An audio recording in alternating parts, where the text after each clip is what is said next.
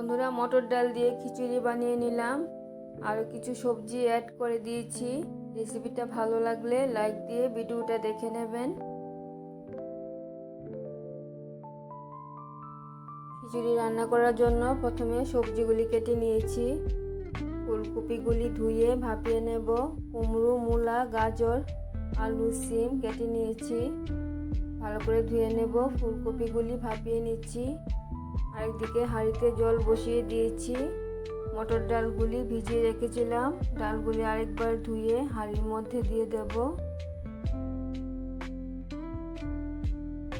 প্রথমে মটর ডালগুলি হাঁড়ির মধ্যে দিয়ে দিলাম।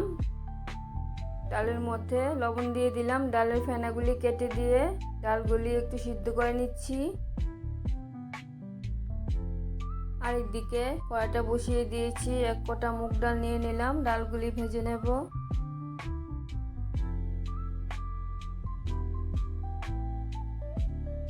ডালগুলি ভাজা হয়ে গেছে, বেশি কড়া ভাজলাম না।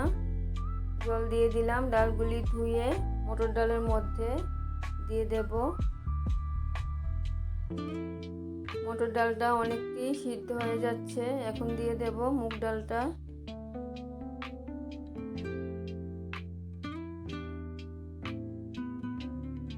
এখন মুগ ডাল আর মটর ডাল একসাথে ভালো করে সিদ্ধ করে নেব।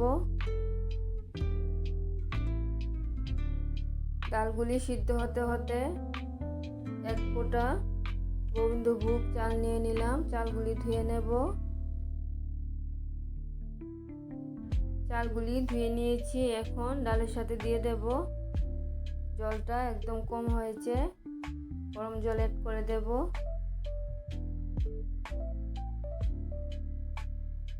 ডালটা সিদ্ধ হওয়ার জন্য জলটা কম দিয়েছিলাম, এখন গরম জলটা দিয়ে দিচ্ছি। এখন ভালো করে নাড়িয়ে চাড়িয়ে দিয়ে ডাল আর চাল ভালো করে সিদ্ধ করে নেব। লবণটাও দিয়ে দিলাম। ফোড়ন দেওয়ার জন্য নিয়ে নিলাম 5 ফোড়ন, শুকনো লঙ্কা, তেজপাতা, আদা থেঁতো করে নিয়েছি। ঝাল অনুযায়ী কাঁচা লঙ্কা চিড়ে নিয়েছি। কড়াইটা বসিয়ে দিয়েছি। কড়াইয়ের মধ্যে পরিমাণ মতো সরিষার তেল দিয়ে দিলাম। সবজিগুলি ভালো করে ধুয়ে নিয়েছি। মূলাটার মধ্যে লবণ মেখে জলটা ফেলে দিয়েছি। তেলটা গরম হয়ে গেছে, ফোড়নগুলি দিয়ে দিলাম। ফোড়নগুলি ভাজা হয়ে গেলে থেঁতো করে রাখা আদা, কাঁচা লঙ্কাটা দিয়ে দিলাম।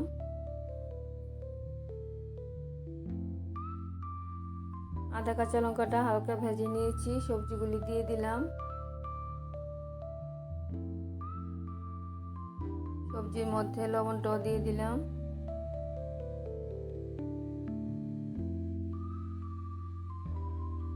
হলুদটাও দিয়ে দিলাম। লবণ আর হলুদ দিয়ে সবজিগুলি ভেজে নেব। সবজিগুলি অনেকটি ভেজে নিয়েছি, এখন ফুলকপিটা দিয়ে দেব। এখন সবজি আর ফুলকপি একসাথে ভালো করে ভেজে নেব।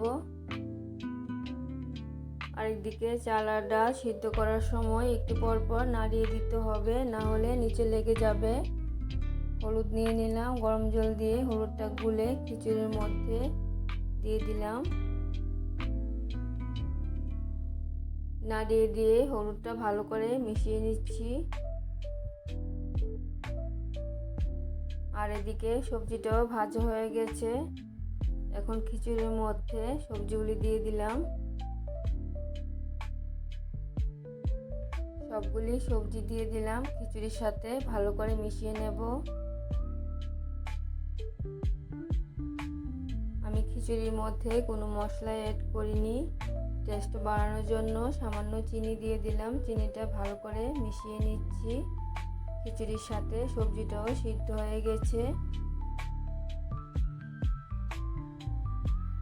এখন দিয়ে দেব কিছুটা পরিমাণে ঘি। গ্যাসটা অফ করে দেব। খিচুড়ি আমার হয়ে গেছে। এখন বানিয়ে নেব বেগুন ভাজা। হলুদ, লবণ, চিনি দিয়ে বেগুনগুলি ভালো করে মেখে নিয়েছি। চিনিটা দিয়েছি কারণ বেগুন ভাজা তেল টেনে নেই। চিনিটা দিয়ে দিলে বেগুন ভাজা খেতেও দারুণ লাগে আর তেলটা টেনে নেবে না। বাকি বেগুন ভাজাগুলিও বানিয়ে নিচ্ছি। দেখো মটর ডাল দিয়ে একদম আঠো আঠো খিচুড়ি, দারুণ খেতে হয়েছে খিচুড়িটা। আমার নাতি সোনাও খুব ভালো পেয়েছে। আমার জন্য খিচুড়ি বেড়ে নিলাম। আবার দেখা হচ্ছে পরের ভিডিওতে। সবাই ভালো থাকবে, সুস্থ থাকবে। ধন্যবাদ সবাইকে।